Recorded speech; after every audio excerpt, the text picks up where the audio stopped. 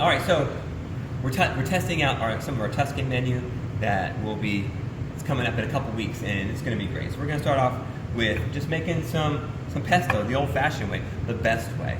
And so pesto, we're taking some basil leaves here, and we're going to start by just ripping them up a little bit.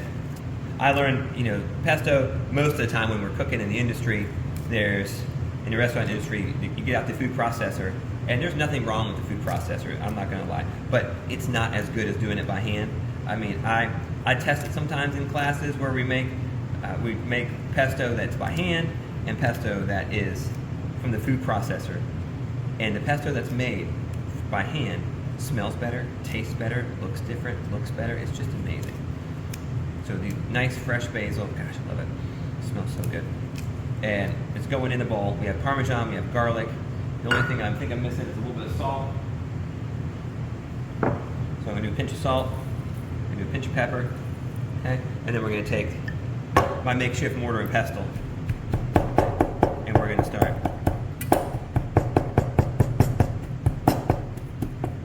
making our pesto. Once it starts becoming a little bit pasty,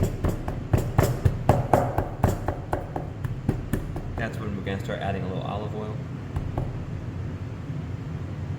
Since I'm one-handed today, we'll do it little bits at a time.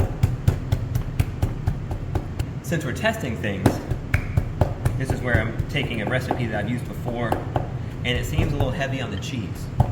So I'm probably going to cut the cheese back a little bit, because Parmesan is a strong cheese.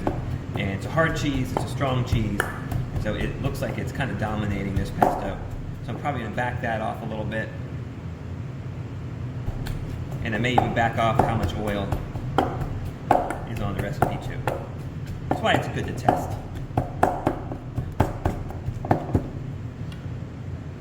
There we go. Basil pesto, ready to go for a new Tuscan Nights class. And then you realize you forgot something. The pine nuts. They were sitting here the whole time. Toasted beautifully in the oven. See how nice and golden brown they are? So if you were asking the whole time, where's the pine nuts, chef? Well, that would have been a great question. If only you were here. But you can be here, because we're going to be doing this in person here at the Sweet and Savory Classroom, Chattanooga, Tennessee. Until then, you can just watch my videos. Now, that's pesto. Take a look.